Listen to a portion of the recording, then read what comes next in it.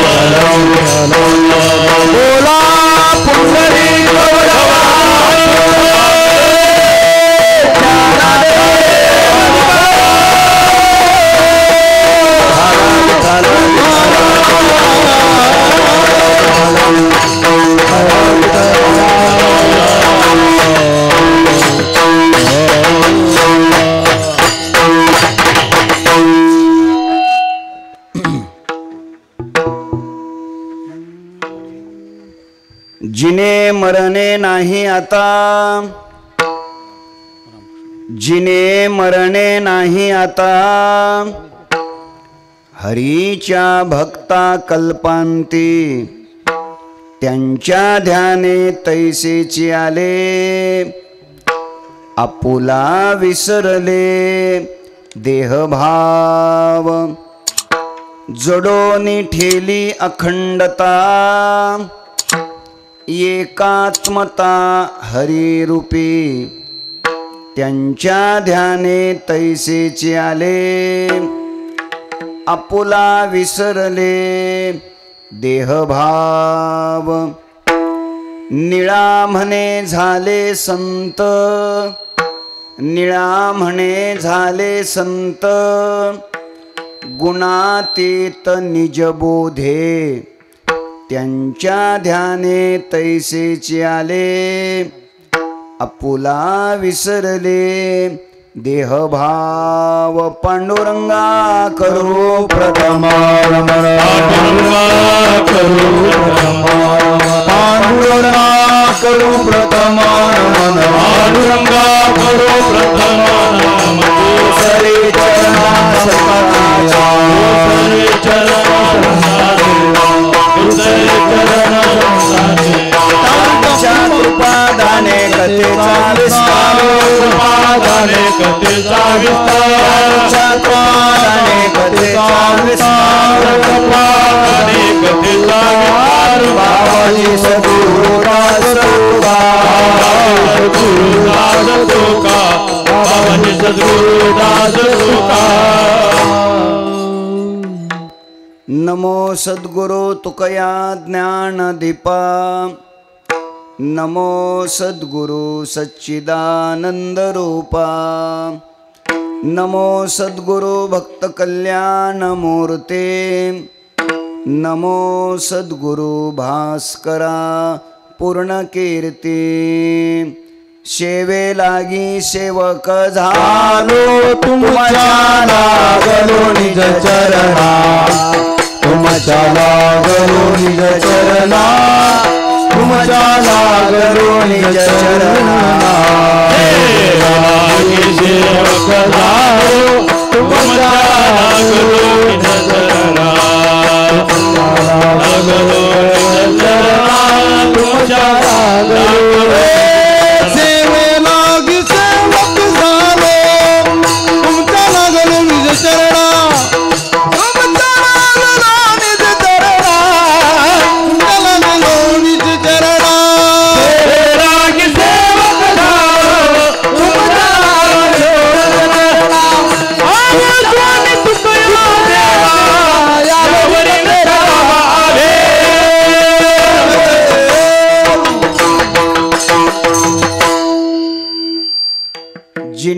मरणे नाही आता,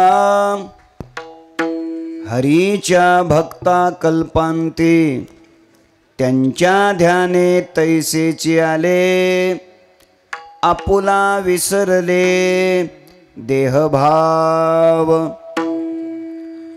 अनंत कृपा विभूषित विश्ववंद्य विश्वसंत संत श्रेष्ठ जगद्गुरु श्री तुकोबाराय यांचे एकनिष्ठ भक्त एकनिष्ठ शिष्य वारकरी संप्रदायातील सर्वोच्च स्थानी शोभिवंत असलेले संत संत श्रेष्ठ श्री निळोबाराय महाराज यांच्या अभंग गाथेतील संतपर प्रकरणातील 4 चरणाचा अभंग सेवेकरिता घेतलेला आहे. या अभंगाच्या द्वारा संत श्रेष्ठ श्री निळोबाराय महाराज हरिभक्ताच्या जीवनामध्ये हरीच्या कृपेने प्राप्त झालेलं विकारराहित्य या अभंगातून स्पष्ट करतात. विठ्ठल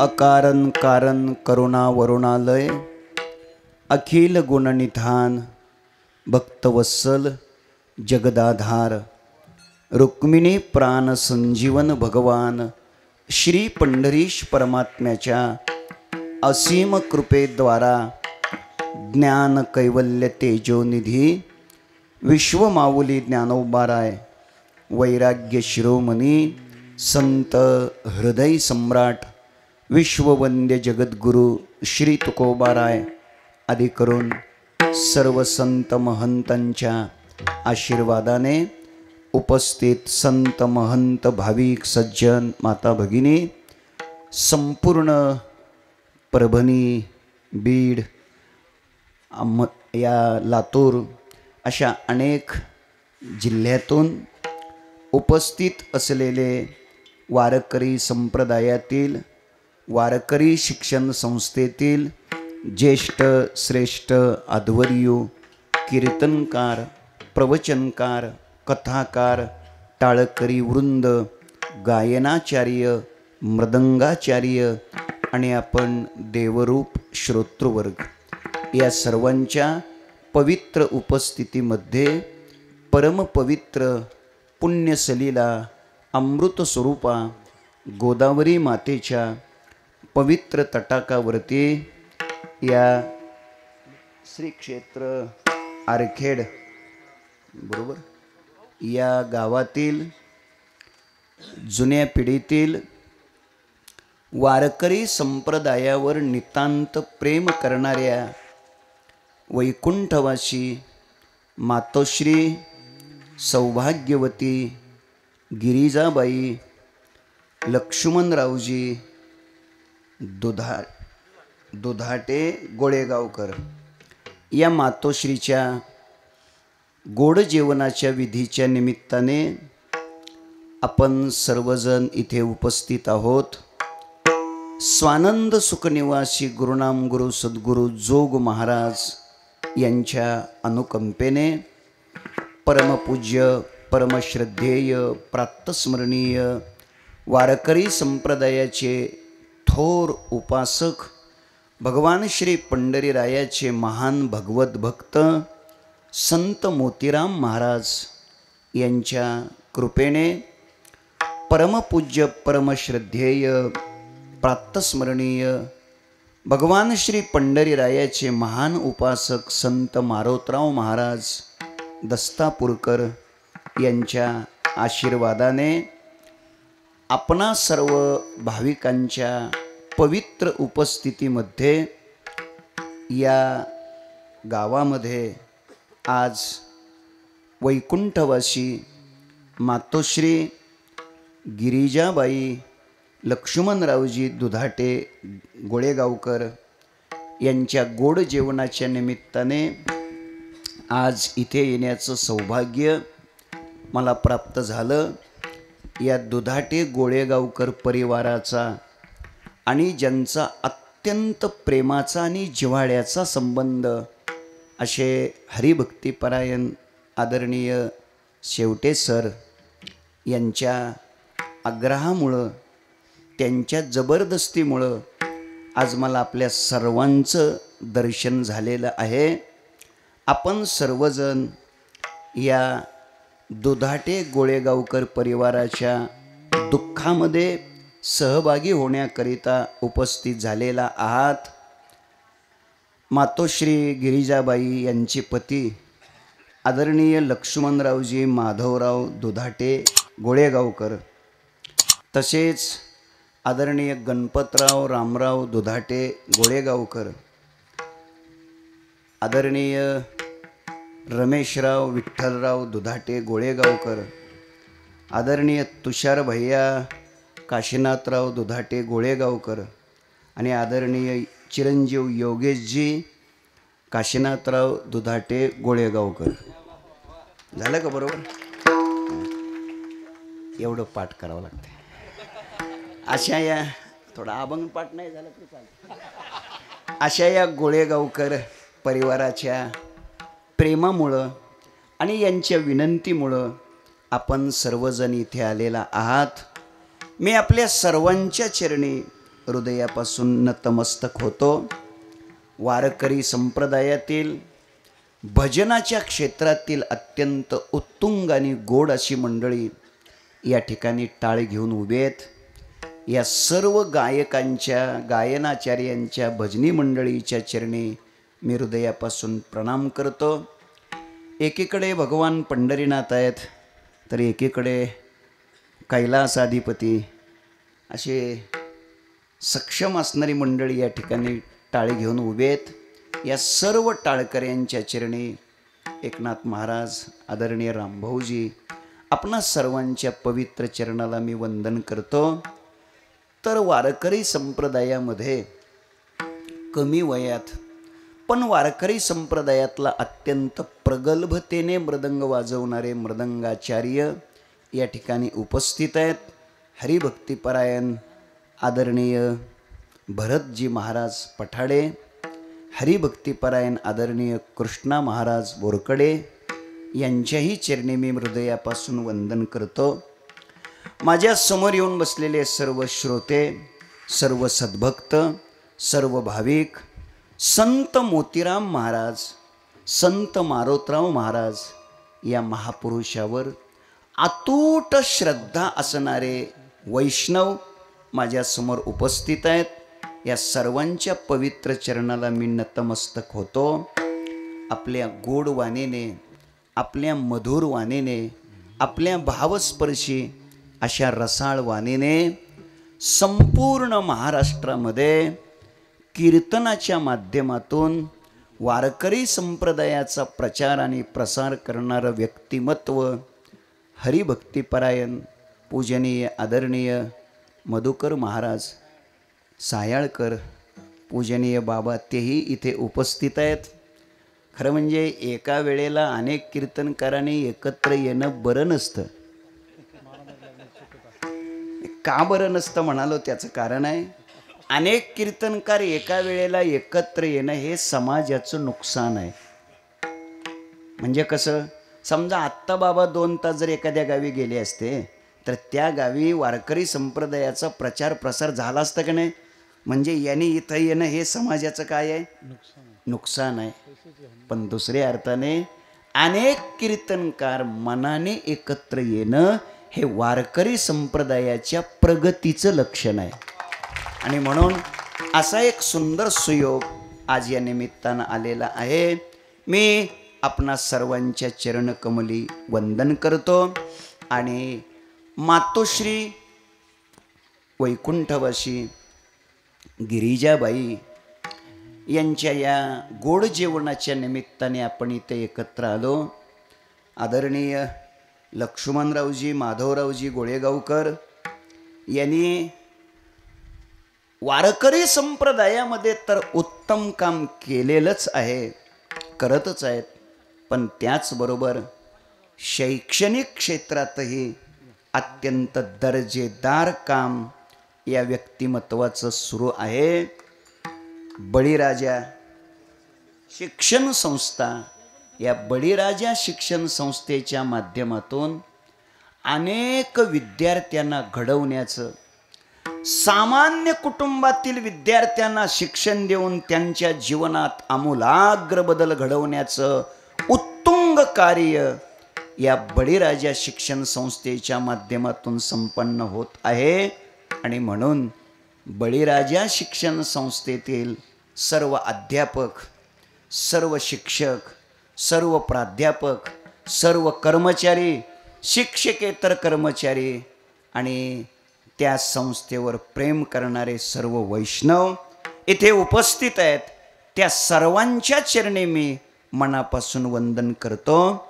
आणि आपल्या सगळ्यांना ज्यांचं मार्गदर्शन, आपल्या सर्वावरच ज्यांचा अत्यंत प्रेमाचा आणि मायेचा हात फिरत असायचा, असं माऊली असलेलं व्यक्तिमत्व म्हणजे वैकुंठवासी मातोश्री गिरिजाबाई या आपल्यातून गेलेले आहेत. आणि जेव्हा आपल्यावर खरं प्रेम करणारं व्यक्तिमत्व निघून जात असतं, तेव्हा ते जीवन पोरकं बनत असतं. त्या जीवनामध्ये अनेक प्रकारच्या दुःखाच्या छटा निर्माण होत असतात. आज ही बळीराजा शिक्षण संस्था एका अर्थाने या आईच्या जाण्यामुळं पोरकी झालेली आहे असं म्हणायला हरकत नाही.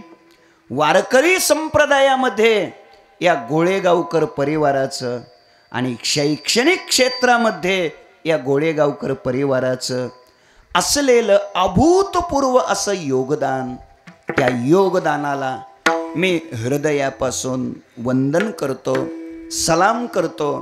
आणि म्हणूनच हरिभक्तिपरायण आदरणीय शेवटे सर यांनी मला आग्रह धरला, आदरणीय बबनदादा, आमचे भंडारी शेठजी यांनी आग्रह धरला आणि या सेवेचा सुयोग माझ्या जीवनामध्ये प्राप्त झाला. हे मी माझं अहोभाग्य समजतो. आपली कीर्तनाची वेळ 11 ते 1 अशी आहे. त्याच्यातला 1 तास संपलेला आहे आणि 1 तास उर्वरित शिल्लक आहे. राहिलेल्या 1 तासामध्ये आपण अभंगाचं चिंतन करण्याचा प्रयत्न करू. विठ्ठल विठ्ठल विठ्ठल विठ्ठल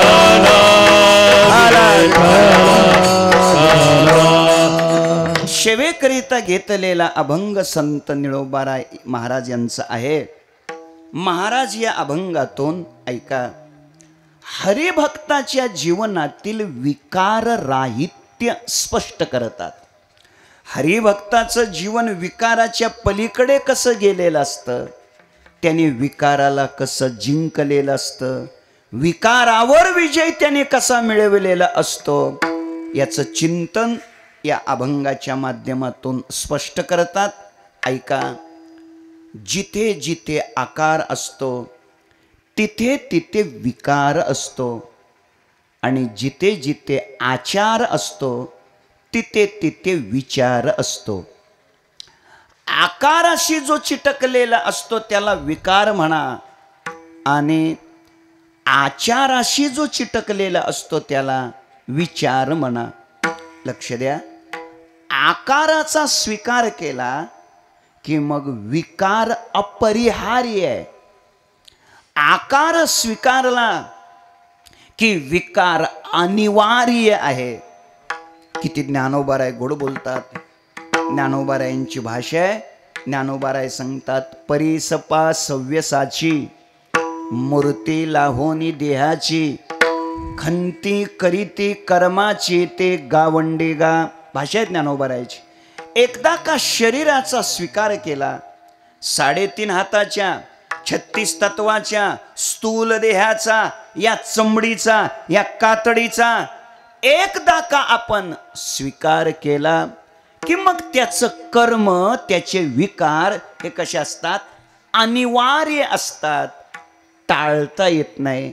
अजून ज्ञानोबाराय बोलतात, जववरी संगू प्रकृतीचा, तववरी त्यागून घडे कर्माचा, ऐशी आहे करू म्हणते तयाचा, आग्रहो चिवरे.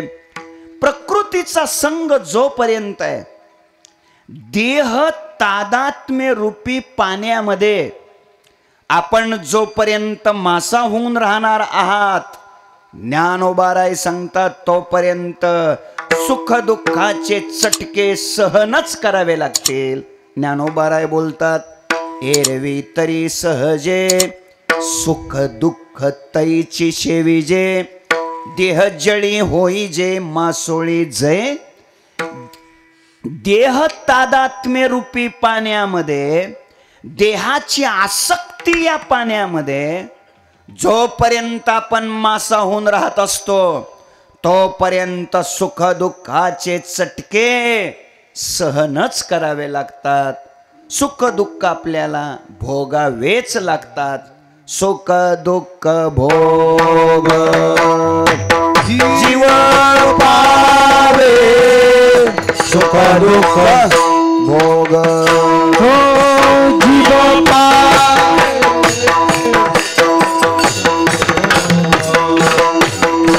जीव पावे, सुख दुःख भोग. तुका म्हणे एका देहाचे अवयव, सुख दुःख भोग पावे, सुख दुःख जीव भोग पावे.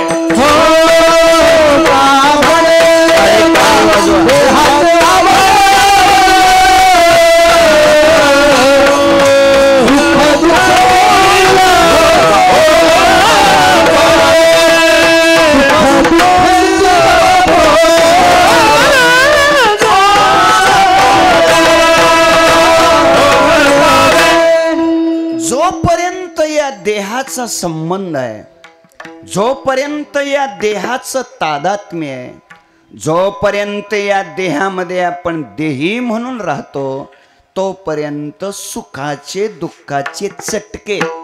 थोडं तकलीफ होईल या वाक्याची. दुःखाचे चटके असतात का सुखाचे चटके असतात? आता चटका म्हटल्यानंतर दुःखाचा का सुखाचा? दुःखाचे चटके असतात. पण मी विधान केलंय सुख दुःखाचे चटके. भाषा माझी नाही, भाषा ज्ञानोबारायाची आहे. ज्ञानोबाराय सांगतात तोपर्यंत सुख दुःखाचे चटके सहनच करावे लागतात. त्याचं उत्तर आहे, दुःखाच्या सापेक्ष असलेलं सुख सुद्धा दुःखच आहे, हे लक्षात ठेवा. म्हणून शरीर स्वीकारलं की त्याचे कर्म, त्याचे विकार टाळता येत नाहीत. काय आहे? एक गोठा आहे, गोठा गाईचा गोठा आहे. 100 गायी आहेत त्या गोठ्यामध्ये. किती? 100 गायी आहेत. आणि एक वासरू सोडलं, एक वासरू सोडलं तर ते सोडलेलं वासरू 57 क्रमांकाच्या गाईला जाऊन पिल का 42 क्रमांकाच्या गाईला जाऊन पिल? अंदाजे बोला, चुकलं तर चुकू द्या. 57 क्रमांकाच्या. यांनी सांगितलंय 57 क्रमांकाच्या गाईला जाऊन ते पिल म्हणून. खरं सांगा माऊली, 57 क्रमांकाच्या गाईला जाऊन पिल का 42 क्रमांकाच्या गाईला जाऊन पिल? 42. आता 42 इकडं नाही जमलं की इकडं शिरायचं, मग त्याला काय लागतं? महायुती नाही तर आओ ते कुणाला पिल? एवढा उशीर लागतो का कुठे? चला, कारण ते गावरान गाईचं वासरू आहे. चांगलं लक्ष द्यायचं असतं. कीर्तन हे प्रोटोकॉल म्हणून ऐकायचं नसतं, लक्ष देऊन ऐकायचं असतं. आयुष्यातला अतिमहत्वाचा वेळ वाया नाही जाऊ द्यायचा. आणि म्हणून ऐका, 100 गायीतून ते वासरू त्याची आई शोधल्याशिवाय राहत नाही. माझा मुद्दा इथं आहे. अगदी तसं तुम्ही कुठेही असा, तुमचं कर्म तुम्हाला शोधल्याशिवाय राहत नाही. तुमचे विकार तुम्हाला शोधल्याशिवाय राहत नाही. कोणीही असू द्या. एक वेळेस काय झालं, भगवान शिवजीकडे, भगवान शंकराकडे शनी महाराज गेले. जय हरी. कोण म्हणले? मी शनी. कस काय अचानक आला? निरोप दिला नाही, पत्रिका पाठवली नाही, मेसेज केला नाही, निदान मिस कॉल तरी द्यायचा. ऐका, आलो म्हणे, अचानक आलो. काय काम काय? शनीने सांगितलं, काही नाही, उद्या सकाळी तुमच्या राशीला मी 12व्या क्रमांकात येणार आहे. कितव्या? 12व्या क्रमांकात. आणि जास्त वेळ नाही, फक्त 3 तास आहे. सकाळी 9 ते 12, 3च तास आहे. तुम्हाला त्रास होऊ नये, तकलीफ होऊ नये, तुम्ही काहीतरी पर्यायी व्यवस्था करावी म्हणून तुम्हाला सूचना देण्यासाठी मी अगोदर आलोय. काय असतं बघा, मोठ्या माणसाला अटक करायची असली की त्यांना अगोदर सांगितलं जातं, अटकपूर्व जामीन तयार ठेवा. बरोबर आहे ना? गोरगरिबाला कोण सांगतं हे? मोठ्या माणसाला अगोदर सांगितलं जातं. ऐका, आता ते भगवान शिवजीच आहेत. भगवान शंकराने सांगितलं, अरे जा, तुझ्यासारखे 56 शनी, सब देवन का बडा बाबा महादेव. ते काय घाबरणार आहेत? शनी महाराज निघून आले. भगवान शंकराने काय केलं, दुसऱ्या दिवशी 8:45 वाजता समुद्रात तळाला जाऊन बसले. किती वाजता येणार आहे शनी? 9 वाजता. बघूया कसा येतो. 9 वाजले, शनी आलाच नाही. 10 वाजले, शनी आला नाही. 11 वाजले, शनी आला नाही. 12 वाजले, शनी आला नाही. 12:15 वाजले, मुदत संपली. भगवान शिवजी समुद्रातून तळातून वरती आले. मुदत संपली आता. तर समुद्राच्या काठावर शनी महाराज हात जोडूनच बसले होते. जय हरी. काय जय हरी? म्हटला होताच ना येणार आहे म्हणून 9 वाजता, कस काय आला नाहीच? शनीने सांगितलं, आलो की. म्हटले कधी? म्हटले तेव्हाच. किती वाजता? 9 वाजताच. खोटं बोलतोच, पीडा देणार होताच ना तू, पीडा देणार होताच ना. शनीने विचारलं, तुम्ही खाली किती वाजता गेलते? म्हटले 9:15. वर किती वाजता आले? म्हटले 12:15. तास झाले किती? 3:30. अरे हो, पण तू पीडा देणार होताच ना. शनी महाराजांना सांगितलं, हीच पीडा आहे, अजून दुसरी कुठली पीडा? माझ्यासाठी 3.5 तास तळाला जाऊन बसावं लागलं. याच्यापेक्षा अजून पीडा काय असते? माझा मुद्दा इतकाच आहे, कर्म भगवान शिवजीला सुद्धा सुटत नाही. अभंग पाठ आहे आपला, परियेशी गवारा सादर, कर्मे निर्वंश झाले सगर, भिल्ले विंधिले शारंगधर, झाला पुरंदर सहस्रनयन. कर्मे श्रीराम वनवासा गेला, कर्मे रावण क्षयो पावला, कर्मे दशरथ वियोगे मेला, वियोग घडला सीतादेवी. किती पळसी कर्मा भेन, कर्मा ते शंभुमानी आपण. अर्थात बाप रखुमा देवीवरा विठ्ठला शरण केले, कर्मे निवारे नारायण गा. माझा मुद्दा इतकाच आहे, भगवान शिवजींना सुद्धा कर्म कसं आहे? अटळ आहे. विकार अटळ आहेत, ते टाळता येत नाहीत. ऐका दादानो, मग विकार किती आहेत? विकाराचं थोडं वर्गीकरण करूया. विकार 6 आहेत. पहिले 2 विकार आपल्या पुढे मांडतो, शोक आणि मोह. शोक आणि मोह हे मनाचे 2 विकार आहेत. जोपर्यंत मन जिवंत असतं, जोपर्यंत मन जीवित असतं, तोपर्यंत शोक राहतोच, मोह राहतोच. कशाला शोक म्हणतात, कशाला मोह म्हणतात सांगतो. प्रिय वस्तूच्या वियोगामध्ये जो होत असतो त्याला शोक म्हणतात, आणि प्रिय वस्तूच्या प्राप्तीसाठी जो होत असतो त्याला मोह म्हणतात. सोपं करू, हवं असलेलं सोडून गेलं की शोक होतो, आणि हवं असलेलं मिळावं याच्यासाठी जो असतो तो मोह असतो. शोक आणि मोह हे मनाचे दोन विकार आहेत. पुढे अजून दोन विकार आहेत, क्षुधा आणि तृषा. हे दोन विकार प्राणाचे आहेत. जोपर्यंत आपल्याकडं प्राण आहे तोपर्यंत भूक लागणारच, तहान लागणारच. वैकुंठवासी प्रातस्मरणीय गुरुनाम गुरु सद्गुरु दांडेकर मामा असं म्हणायचे म्हणतात. तुका म्हणे संन्यासी माध्यानाशी तोंडवासी, पण ते पुढे म्हणायचे हे प्रमाण गात्यात पाहू नका.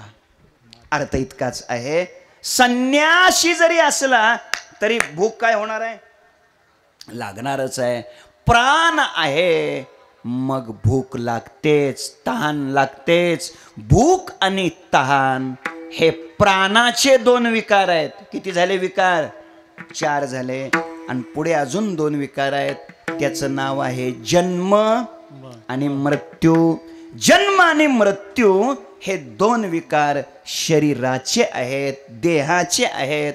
भाषा आहे ज्ञानोबारायाची, देहाची या गावा आलिया, जन्म मृत्यूची या सोहळिया, ना मनोची नये धनंजया.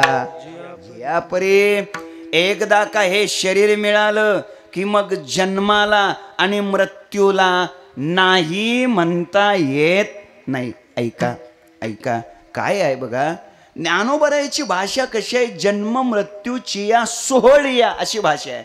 ज्ञानोबाराय सांगतात जन्माचा आणि मृत्यूचा काय असतो, सोहळा असतो.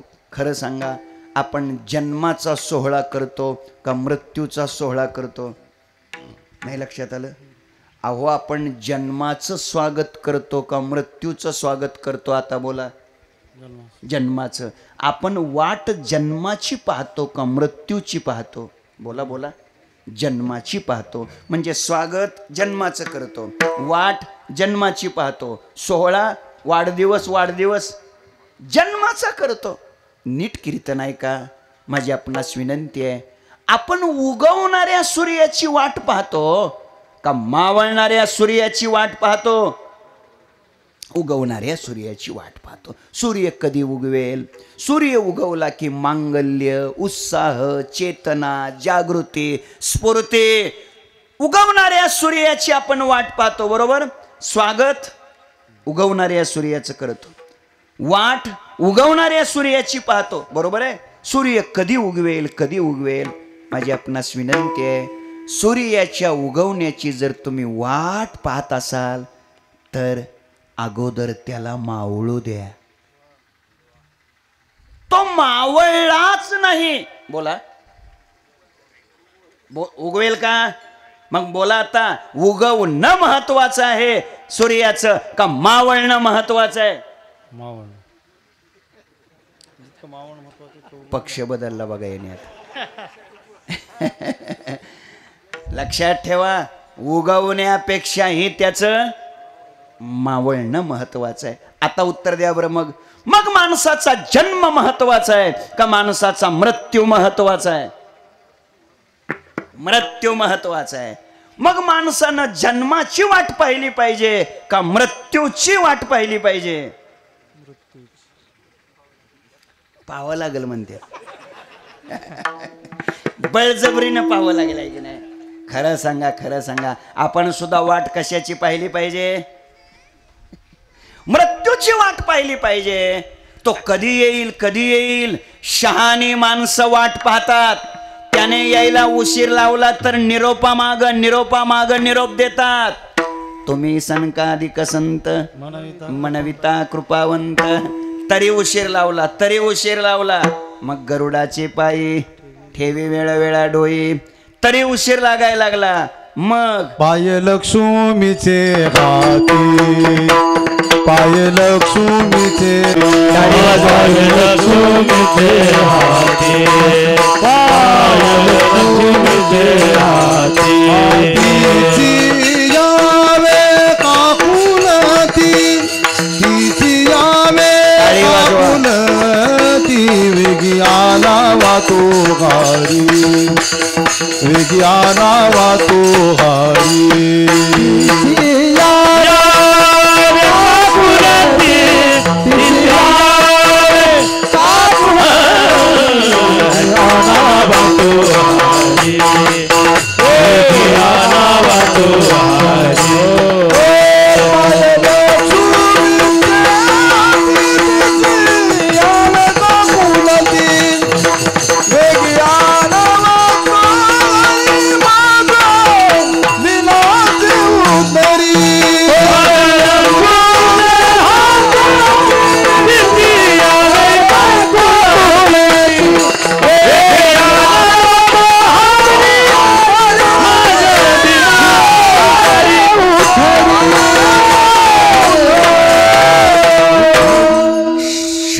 माणसाचं लक्षण आहे वाट पाहणं, तरी उशीर होऊ लागला. तो का म्हणे शेषा जागे करा ऋषिकेशा. चांगला आहे का? वेळ झाल्यानंतर, काम संपल्यानंतर शहाणी माणसं थांबत नाहीत. आमचे वैकुंठवासी प्रातस्मरणीय गुरुदेव घुले बाबा, विठ्ठल महाराज घुले बाबा, ते पाठामध्ये सांगत असताना म्हणायचे, बुवा काम झालं की शहाण्या माणसानं थांबू नये, जय विठ्ठल झाल्या निघावं. अर्थ इतका म्हणजे नाही, म्हणजे तुम्ही जेवण करूनच निघा तसं काही करू नका. हेतू इतकाच आहे बोलण्याचा की त्यांना घाई होते, घाई. कधी वैकुंठाला जाता येईल, कधी वैकुंठाला जाता येईल. दादानो, आपण कुठं घाई करतो? आपण घाई करत नाही. दोन वर्ग सांगू का तुम्हाला? एक वर्ग या जगातला असा आहे, काम संपलेलं असतं आणि आयुष्य शिल्लक राहिलेलं असतं, त्याला संत म्हणा. आणि दुसरा एक वर्ग आहे, आयुष्य संपलेलं असतं पण कामं शिल्लकच राहतात, त्यात आपला नंबर आहे आपला. माझ्या बोलण्याचा मुद्दा इतकाच आहे, शरीर स्वीकारलं की मग जन्म आणि मृत्यू हे त्याचे दोन विकार आहेत. प्राण आहेत तोपर्यंत क्षुधा आणि तृषा हे त्याचे विकार आहेत, आणि मन आहे तोपर्यंत शोक आणि मोह हे त्याचे काय आहेत? विकार आहेत. आजच्या चिंतनातून या सहाही विकाराला हरिभक्ताने कसं जिंकलेलं असतं याचं उत्तर द्यायचंय, याचं चिंतन करायचंय आणि सेवा समाप्त करायची. बरं वाटलं की तुम्हाला? समाप्त करायचं म्हटलं, पण हे उत्तर सांगायलाही तास दीड तास जाणार आहे. उत्तर आहे का? पहिले दोन विकार कोणते? शोक आणि मोह. भक्ताच्या जीवनामध्ये शोक नसतो भरत महाराज, मोह नसतो भक्ताच्या जीवनात. का नसतो त्याचं उत्तर देतो जो साधू असतो, जो महात्मा असतो, जे संत असतात, जे भक्त असतात, त्यांना देवाशिवाय, पांडुरंगाशिवाय, जनार्दनाशिवाय, परमात्म्याशिवाय दुसरं काहीही प्रतीतीला येत नाही. कहाँ पगडारू देखे अनेरा, देखे तो सब ओहिने घेरा. कान्हा रे मन मोहन लाल, सब ही बिसरू. देखे गोपाल, लक्ष द्या, किंवा ऐसा ज्याचा अनुभव विश्व देव सत्यत्वे, किंवा जननो हे अवघा जनार्दन, हे समस्त ही श्री वासुदेवो. ऐसा प्रतिती रसाचा उतला भावो, म्हणून भक्ता माझी राहो आणि ज्ञानिया तोची. मुद्द्याकडे माझ्या लक्ष द्या. वासुदेवाशिवाय, कन्हैयाशिवाय, श्रीहरीशिवाय, जनार्दनाशिवाय, पांडुरंगाशिवाय त्यांना दुसरी वस्तूच प्रतीतीला येत नाही. थोडक्यात त्यांच्या जीवनातलं द्वैत संपलं आणि त्यामुळं हे जवळचं गेलं म्हणून होणारा शोक आणि ते मिळावं म्हणून होणारा मोह होण्याचं कारण शिल्लक राहत नाही. कारण देवाशिवाय दुसरी वस्तूच जरी या जगात शिल्लक राहिली नाही तर हे गेलंय म्हणून होणारा शोक किंवा ते मिळावं म्हणून होणारा मोह असण्याचं कारणच लक्षात येत नाही. अजून सोपं करतो लक्षात येण्याकरता, द्वैत संपलं, शोक कुठपर्यंत असतो, मोह कुठपर्यंत असतो, जोपर्यंत द्वैत आहे तोपर्यंत. बघा, त्यांच्या जीवनात द्वैतच राहिलेलं नसतं. एकदम लक्षात येण्याकरता बोलतो, मासा आहे, मासा. आणि काय झालं, मासा पाण्याला वैतागून गेला. मासा पाण्याला काय झाला, वैतागला. कशाला, पाण्याला. मासा वैतागला आणि वैतागून गोदावरीतले पाण्यातले जे मासे आहेत ना, ते गंगेच्या गोदावरीच्या काठावर जी झाडं आहेत ना रामभाऊ, त्या झाडावर ते मासे चढून आमरण उपोषणाला बसले. कोण, मासे झाडावर चढून आमरण उपोषणाला बसले. काय गोरगरिबाचा विचार होतो का नाही? माझ्या मुद्द्याकडे लक्ष द्या. शक्य आहे का? हे असं कधी होऊ शकतं का? कधीच होऊ शकत नाही. का होऊ शकत नाही त्याचं उत्तर देतो. गोड बोलतात 12व्या अध्यायात ज्ञानोबाराय सांगतात, सिंधू चेनी माझे जळचरा भय नुपजे, जळचरी नुबगिजे समुद्र जैसा, तेवी उन्मत्ते जगे जयाशी खंती न लगे, आणि जयाचेनी अंगे नशिने लोको.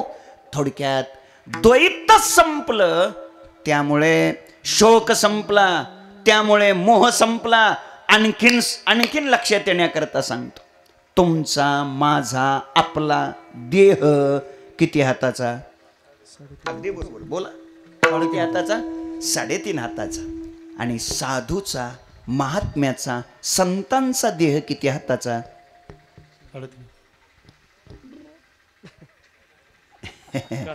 आणि हे उत्तर 100% चुकलंय. पहिलं बरोबर आहे, आपला देह 3.5 हाताचा, हे उत्तर बरोबर आहे. पण साधूचा देह, महात्म्याचा देह 3.5 हाताचा नाही. किती हाताचा सांगतो, पेन असेल तर लिहून घ्या. किती हाताचा? महात्म्याचा देह, साधूचा देह. ज्ञानोबाराय बोलतात, हे सगळं जग हाच त्यांचा देह, हे सगळं जग हाच त्यांचा देह.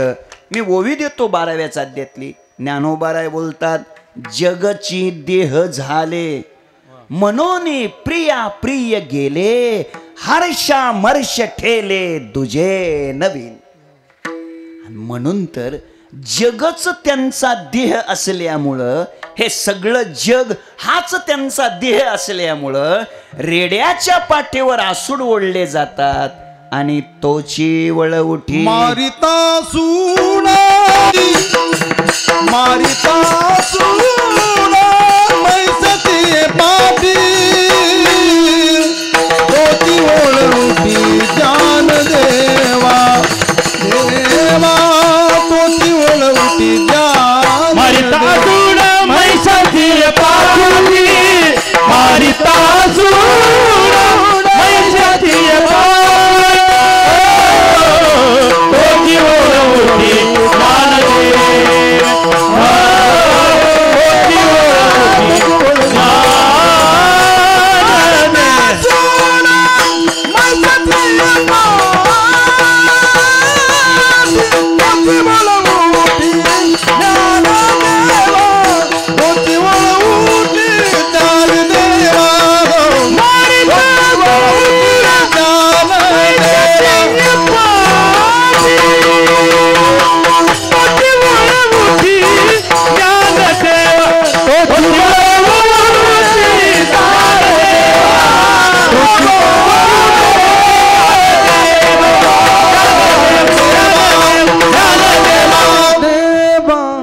यालाच म्हणायचं जगात जर्मनी, भारतात परभणी. गोड गोड मंडळी आहेत तिथे.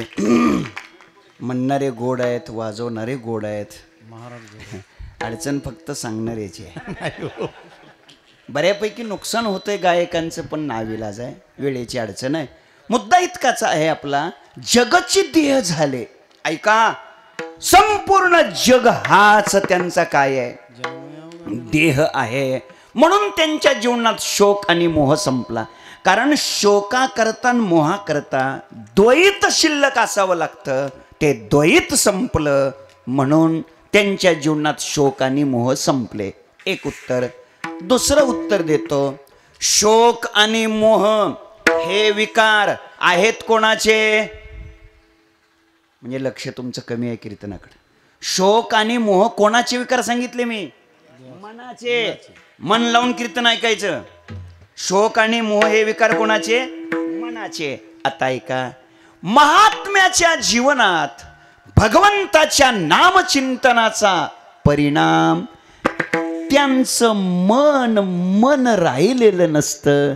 त्यांचं मन राम झाले. राम झाले, मन गे राम झाले, मन हे राम झाले, मन हे राम झाले.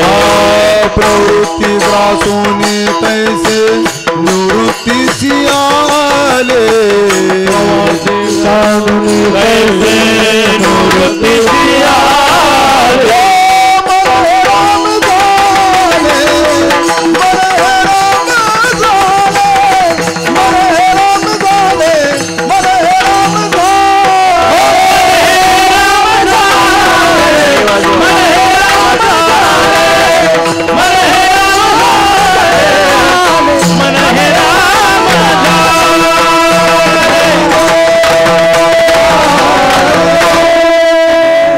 राम झाले, मन हे राम झाले. प्रवृत्ती ग्रासूने कैसे निवृत्तीशी आले. अर्थात गोविंद गोविंद मना लागलिया छंद मग गोविंद ते काया. त्यांचं मन राहिलेलं नाही. पांडुरंगी मन रंगले, गोविंदाचे गुणी वेधले. ऐका, नामचिंतनाचा परिणाम त्यांचं मन गोविंद बनतं, त्यांचं मन राम बनतं. आणि मग दादानो, जर मन गोविंद बनालं, जर मनच राम बनालं, मन चैतन्य बनालं, मन निवृत्त स्थितीपर्यंत पोहोचलं, तर मग मनच जर शिल्लक राहिलं नाही, म्हणजे कारणच नष्ट झालं, तर कार्य शिल्लक राहीलच कसं? तुम्ही लक्ष देताय. माती घ्यायची नाही आणि गाडगं बनवायचं. माती कळते का नाही? माती घ्यायचीच नाही आणि काय बनवायचं? मी घट नाही म्हणालो, गाडगं म्हणालो. कशाला तकलीफ द्यायची घट म्हणून? शक्य आहे का? मातीशिवाय गाडगं बनवू शकेल का? म्हणजे गाडगं अर्थात घट हे कार्य तयार होण्याकरता पहिली गोष्ट माती हे त्याचं काय आहे? कारण आहे. कारणच संपलं, कार्य कुठून तयार होईल? तसं शोक आणि मोह हे कार्य आहे. शोक आणि मोह या उर्मी माणसाच्या कुठं तयार होत असतात? मनात तयार होत असतात. पण ते मनाचं जर चैतन्य झालं, गोविंद झालं, राम झालं, तर मग तिथे शोक राहत नाही, मोह राहत नाही. आणखीन सोपं करतो आपल्याकरता. एका चित्रकारानं भिंतीवरती दर्जेदार चित्र काढलं, देखणं चित्र काढलं, हुबेहूब चित्र काढलं, आकर्षक चित्र काढलं, अगदी आकर्षित करणारं चित्र काढलं चित्र. झालं काय? नेमकं त्याच भिंतीच्या शेजारी ज्याची जागा, त्यानं आपल्या घराचं बांधकाम करण्याकरता बोर घेतलं. काय झालं? बोर घेतलं पाण्याकरता. आणि त्या बोरच्या त्या मशीनच्या आवाजानं ती भिंत काय झाली? पडली. ती भिंत ढासळली. आता ती भिंत ढासळली, त्या चित्राला काय होईल का? काय व्हायचं नाही म्हणतो. अहो, ते चित्र राहील का आता? चित्र शक्य आहे का राहणं? पडवणी गेली या भिंती. अरे वा कैलासराव, हा काय आता फेटच बांधायचं राहिले, आता काय अडचण आहे. वा वा. बांधलाय का? वा वा, चांगली गोष्ट आहे, चांगली. अर्थ इतकाच आहे, भिंत पडली चित्र राहील का? पडवणी गेली या भिंती चित्राची होय केवळ केवळ माती. लक्ष द्या, भिंत कुठपर्यंत, आपलं चित्र कुठपर्यंत, भिंत आहे तोपर्यंत. तसं दादानो, मनरूपी भिंत एकदा का ढासळली की शोकाचं मोहाचं चित्र तिथं राहत नाही. अजून सांगतो, एक मनुष्य पाण्याच्या काठावर उभा राहिला, त्याचं प्रतिबिंब त्या पाण्यामध्ये पडलं. सांगा कुठपर्यंत ते प्रतिबिंब दिसेल? पाणी आहे तोपर्यंत. पाणी जर आटून गेलं तर प्रतिबिंब राहील का? पाणी आटलं, प्रतिबिंब संपलं. भिंत पडली, चित्र संपलं. आणखीन सोपं करतो तुम्हाला. ते सिनेमा माहिती आहे का? सिनेमा काय म्हणतात त्याला? हा, बरोबर आहे काय? पिक्चर. हा, मराठीत त्याला पिक्चर म्हणतात. बर ठीक आहे. आता सिनेमा काय चुकलं होतं बरं माझं? बरोबर होतं ना? बरं ठीक आहे, असू द्या. तर मग ते आपण कुठं जाऊन पाहतो? हा, चित्रपटगृहामध्ये जातो. चित्रपटगृह म्हणजे आता म्हणा चित्रपटगृहामध्ये, म्हणजे त्या पटावरती ते काय पाहिलं जातं?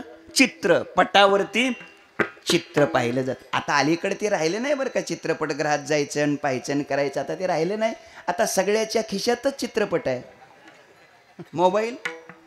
चला, आणि खूप नाद तुम्हाला, इतका नाद. अरे राम राम राम राम.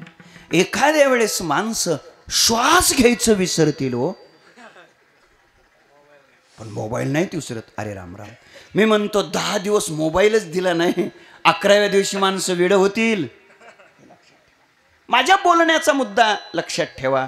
तर ते चित्र पटावरती दाखवलं जातं, पडद्यावरती. बरोबर. कुठपर्यंत चित्र दिसेल? पडदा आहे तोपर्यंत. पडदा जर फाटून गेला तर चित्र राहील का? ज्ञानोबा राय सांगतात, जेत हे संसार चित्र उमटे, तो मनोरूप पटू फाटे, जैसे सरोवर आटे मग प्रतिमा नाही. 3 मुद्दे मी आपल्या पुढे दिले. भगवंताच्या नामचिंतनानं मनरूपी पडदा फाटला की शोकाचं मोहाचं चित्र संपलं. भगवंताच्या नामचिंतनानं सरोवरातलं पाणी आटलं की मग तिथं शोकाचं मोहाचं प्रतिबिंब संपलं. भगवंताच्या नामचिंतनानं भिंत ढासळली, मनरूपी भिंत ढासळली की मग तिथं शोक आणि मोह हे चित्र संपलं जातं. सांगण्याचा मुद्दा इतकाच आहे, साधूच्या जीवनात, भक्ताच्या जीवनात, महात्म्याच्या जीवनात नामचिंतनाचा परिणाम ते मन गोविंद बनतं, राम बनतं, आणि त्याचा परिणाम मग पुढे तिथे शोक आणि मोह हे विकार राहत नाही. आता पुढचे दोन विकार प्राणाचे कोणते?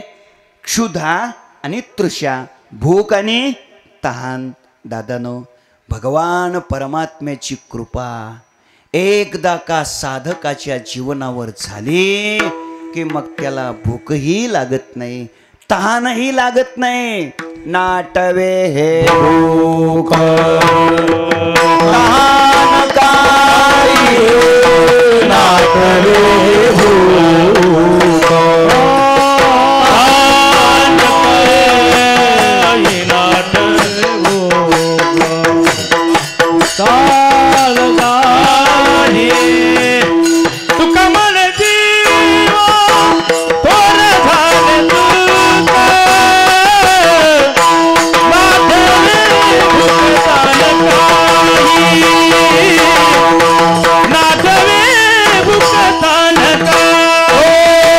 भूक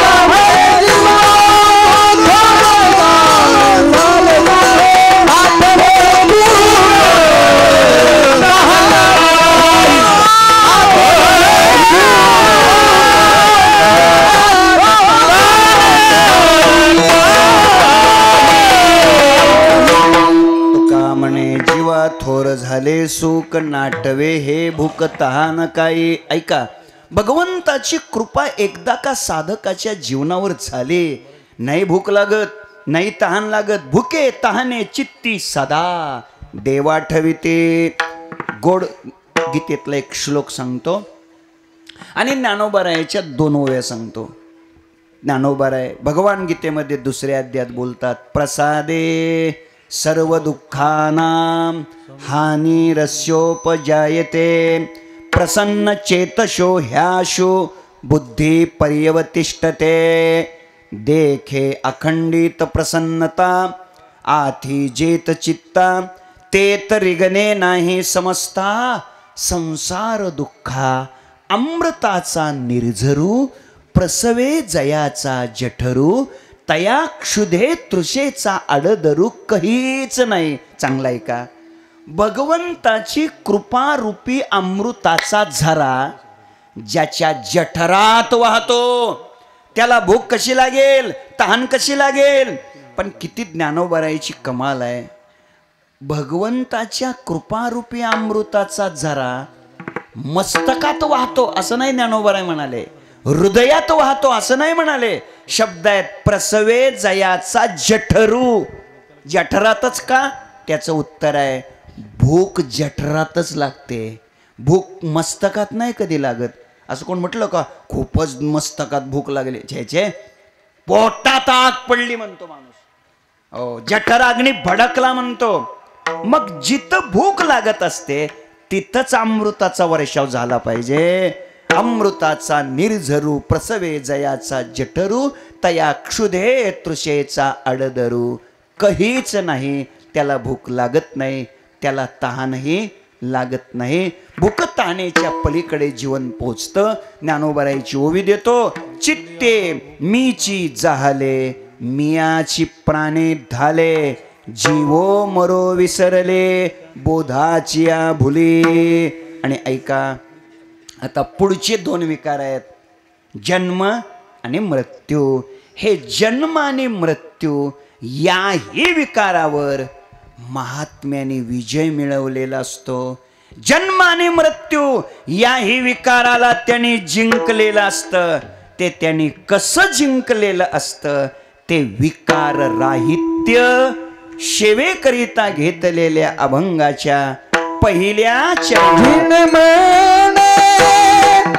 नाही आता जिन मरणे नाही आता जिन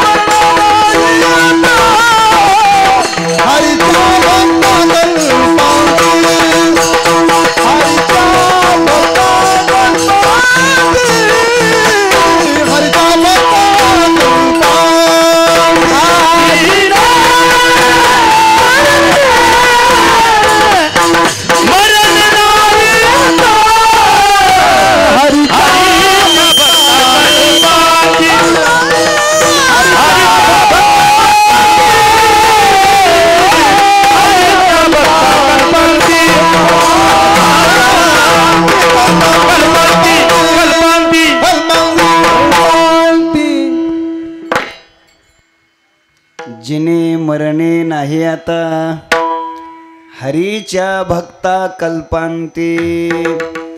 खरं म्हणजे 5-6 तासाची वेळ पाहिजे कीर्तनाची. एवढी चांगली लोक आल्यानंतर लाभ मिळाला पाहिजे ना. जिने मरणे नाही आता. 6 विकार मी आपल्या पुढं मांडले. त्याच्यापैकी शोकमोह मनाचे, क्षुधातृषा प्राणाचे, हे विकार महात्म्याने कसे जिंकले याचं चिंतन केलंय. राहिला विषय जिने मरणे नाही आता. हे देहाचे 2 विकार आहेत, जन्म आणि मृत्यू. या विकाराच्या पलीकडे महापुरुषाचं जीवन कसं पोहोचलेलं असतं याचं चिंतन करायचंय आणि थांबायचंय. तर ऐका, जिने मरणे नाही आता. क्रम असा आहे, जिने नाही आता आणि पुढं मरणे नाही आता. जिने म्हणजे जन्म नाही, मरणे म्हणजे मरण मृत्यू नाही. तर मग जन्म कसा नाही आणि मरण कसं नाही? ऐका ऐका. तर आजच्या चिंतनातून म्हणजे आत्ताच्या चिंतनातून म्हणजे राहिलेल्या 5-10 मिनिटाच्या चिंतनातून जिने म्हणजे जन्म कसा नाही, महात्म्याने जन्माला कसं जिंकलं, जन्मावर कसा विजय मिळविला, एवढंच मी आत्ता सांगतो. मरण कसं नाही, मरणावर त्याने कसा विजय मिळविला हे मी आत्ता सांगणार नाही. का सांगणार नाही? त्याची कारण 2 आहेत. पहिलं कारण आहे वेळ नाही, आणि दुसरं कारण असं आहे, दुसरं कारण सांगतो, त्याने जन्म कसा जिंकला, जन्मावर कसा विजय मिळविला, त्यांना जन्म कसा नाही हे जर तुम्हाला पक्क कळालं तर मला वाटतं मरण कसं नाही हे सांगण्याची गरज नाही. काही कळालंच नाही. आमच्या भागामध्ये बार्शीकडे जन्मलेली माणसं मरतात.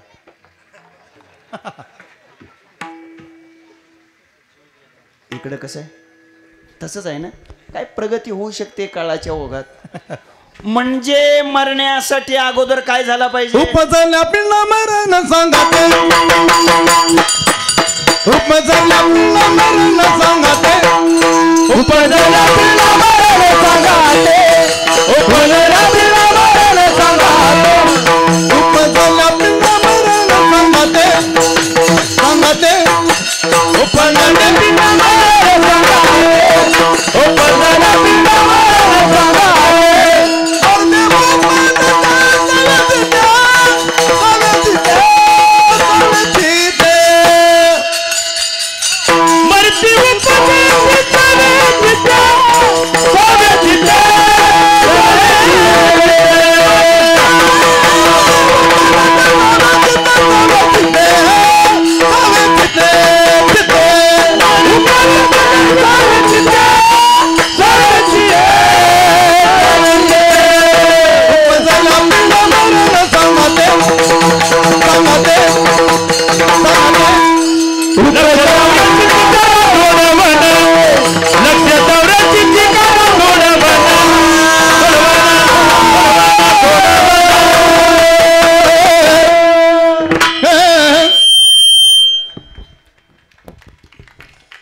उपजल्या पिंडा मरण सांगाते.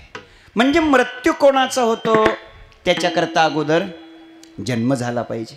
जन्मच झाला नसेल तर मरण्याचा प्रश्नच कुठे येतो. आणि म्हणून आजच्या चिंतनातून महात्म्याने जन्माला कसं जिंकलंय बस एवढंच सांगू आणि थांबू. ऐका, जन्माला त्याने कसं जिंकलं, जन्मावर त्याने कसा विजय मिळवला. तर जन्माची कारणं आहेत. सर्वसाधारणपणे जन्माची कारणं 3 आहेत. जन्माचं पहिलं कारण आहे वासना. जन्म घेणे लागे वासनेच्या संगे, वासनेचा संग होय अंतकाळी. तरी तपोबळे जन्मधरी जड भरत राजा, हरणी गर्भा गेला घाला तो घातला वासनेने. ऐका, जन्माचं पहिलं कारण काय आहे? वासना. अंतकालाच्या वेळेला जशी वासना तसाच पुढे काय मिळतो? जन्म. अंते चिया मती साचपण पुढिले गती. अंतकाळाच्या वेळेला जशी वासना तसाच पुढे जन्म मिळतो. आता जास्त शिकलेली माणसं, अति सुशिक्षित माणसं, मला वाटतं त्यांना हे पटणं जरा अवघड जाईल. काहीतरी बुवा सांगतात, अंतकाळाच्या वेळेला जशी वासना तसाच पुढे जन्म मिळतो. एखादं उदाहरण सांगा. उदाहरण सांगतो, एकदम सोपं उदाहरण सांगतो.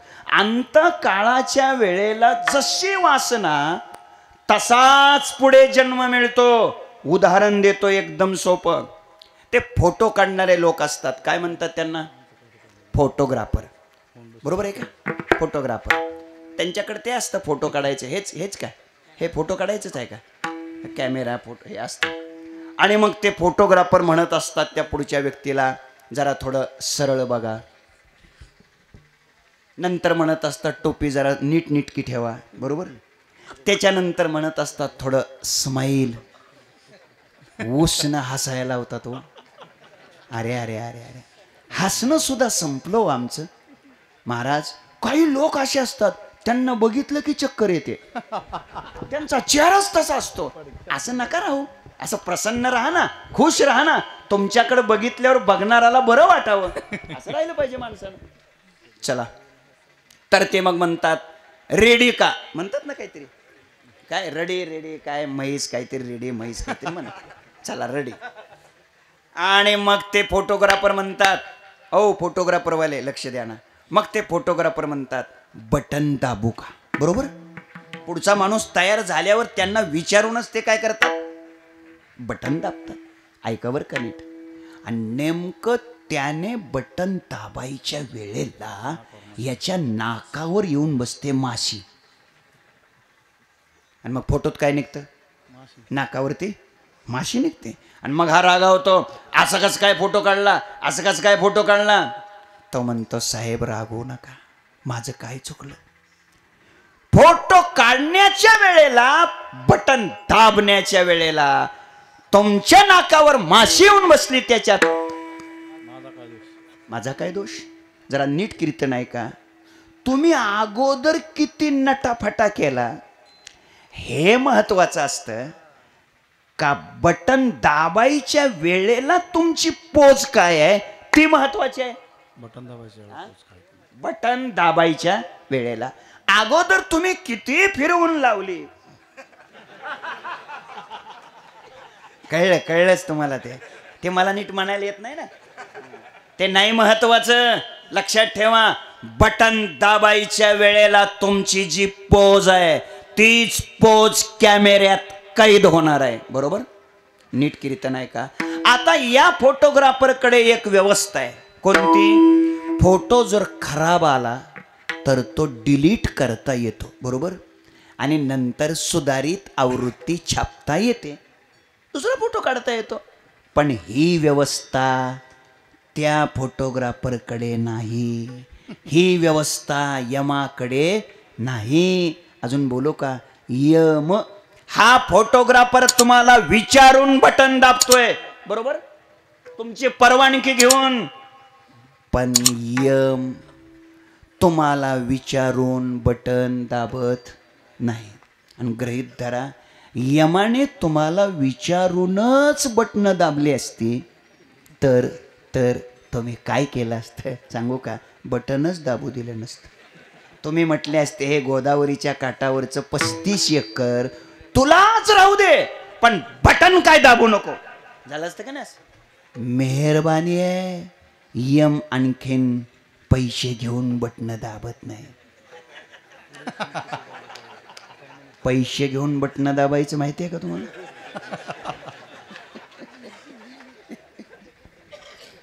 सध्या ताज आहे ताज. मेहरबानी आहे. यम अजून भ्रष्टाचार करत नाही. खरं म्हणजे यमाने जर पैसे घेऊन बटन दाबली असती तर तुमच्या माझ्यासारख्या गोरगरिबावर किती अन्याय झाला असता. श्रीमंत माणसं मेलीच नसती आहे ना. गोरगरीबच मेले असते. म्हणजे आपल्या सगळ्यावर यमाचे उपकार आहेत. खरं म्हणजे आपण सगळ्यांनी मिळून यमाचा भव्य नागरी सत्कार करायला पाहिजे. घेऊ का सत्काराला तारीख?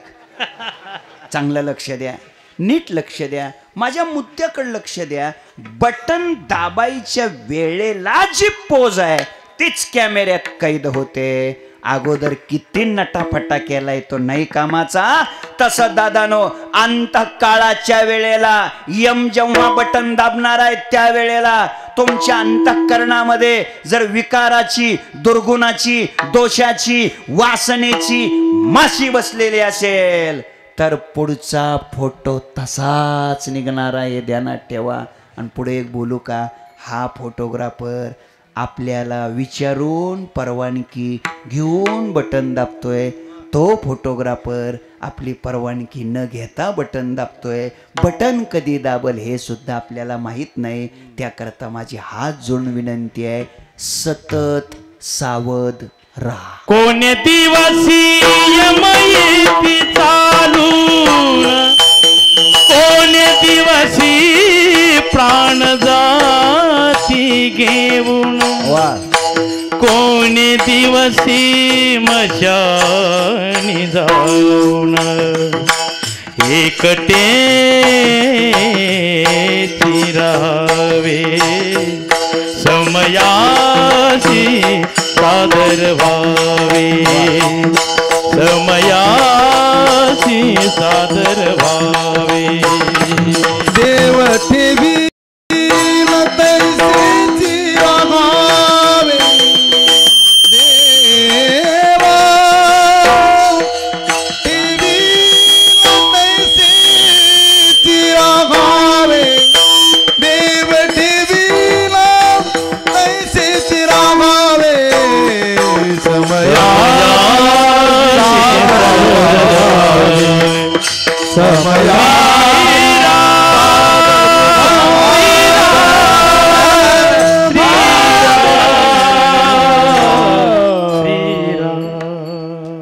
धन्यवाद पंढरीनाथ महाराज. कधी यम येईल सांगता येत नाही. दादानो, या दृष्टांतातून सिद्ध काय झालंय? या दृष्टांतातून सिद्ध हे झालंय, आपण सावध राहिलं पाहिजे. फोटो काढताना कसं राहायचं असतं? बेसावध राहायचं असतं का? फोटो काढताना सावध राहायचं असतं का नाही? या फोटोग्राफरने फोटो काढताना तुम्ही खूपच काळजी घेऊन सावध राहता. माझी आपणास विनंती आहे, त्याही फोटोग्राफरने फोटो काढताना आपण काय राहिलं पाहिजे? सावध राहिलं पाहिजे. आता अडचणी एक आहे, कोणती? तो कधी फोटो काढेल सांगता येत नाही. मग काय करायचं आपण सांगू का? मग आपण सततच सावध राहायचं, सतत नामस्मरण करायचं, सतत साधनेत राहायचं, सतत भगवंताच्या चिंतनात राहायचं आणि त्याला सांगायचं, काढ, कधी फोटो काढायचा तेव्हा काढ. आम्ही सतत रामकृष्णारी म्हणत आहोत, आम्ही सतत साधना करत आहोत. हे शहाण्या माणसाचं लक्षण आहे. माझ्या बोलण्याचा मुद्दा इतकाच आहे. मुद्दा हा आहे, तर जन्माचं पहिलं कारण वासना, जन्माचं दुसरं कारण आहे पाप पुण्य. पाप पुण्य समान समी, तै पाविजे कर्मभूमी, ते पडे का विषमी, स्वर्गगामी का नरकी. हे जन्माचं दुसरं कारण आहे. आणि जन्माचं तिसरं कारण आहे कर्म. केले कर्म झाले, तेची भोगाले, उपजले मेले. ऐशे किती आगा कर्मी जय उरावे, तै ते सुख दुःखे फळावे, ते भोगावया यावे देहाये का. चला, तर कर्माचं, जन्माचं तिसरं कारण काय आहे? कर्म. आता ऐका, तर ही तीनही कारण महात्म्याने संपवलेली असतात. या तीनही कारणावर महात्म्याने साधूने विजय मिळवलेला असतो. कसा विजय मिळवलेला असतो त्याची उत्तर देतो. त्याचं पहिलं उत्तर, या तीनही कारणावर म्हणजे पाप पुण्यावर 1, कर्मावर 2 आणि वासनेवर 3, या तिन्हीलाही त्यांनी नष्ट केलेलं असतं. कसं नष्ट केलेलं असतं त्याचं पहिलं उत्तर देतो. विठोबा रखुमाई,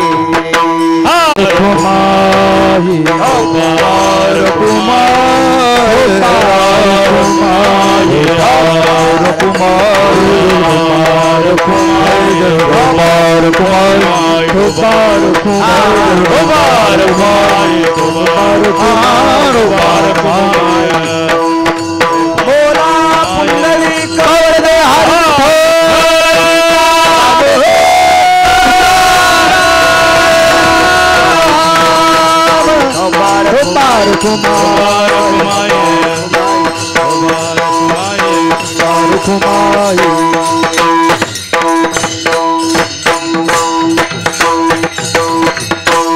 जिने मरणे नाही आता हरीच्या भक्ता कल्पांती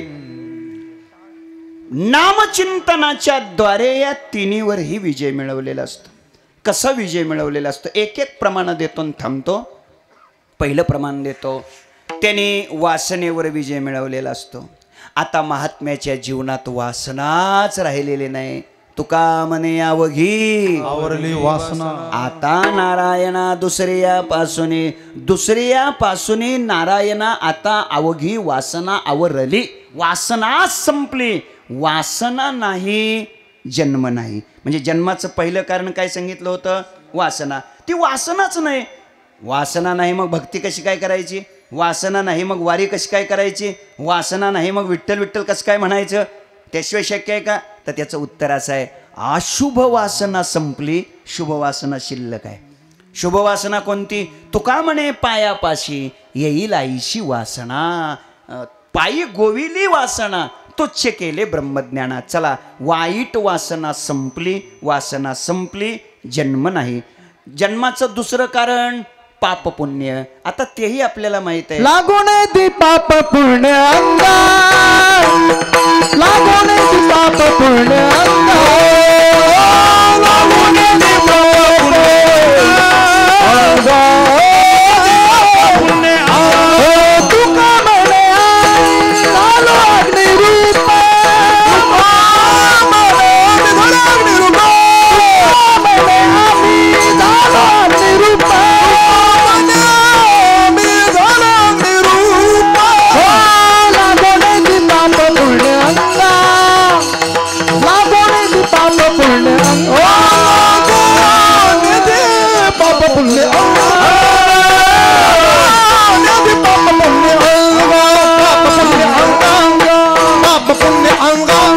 झुंजार ते एक विष्णुदास जगी, पाप पुण्य अंगी नातळे त्या. उदासीनाचा देह ब्रह्मरूप, नाही पाप पुण्य लागत त्या.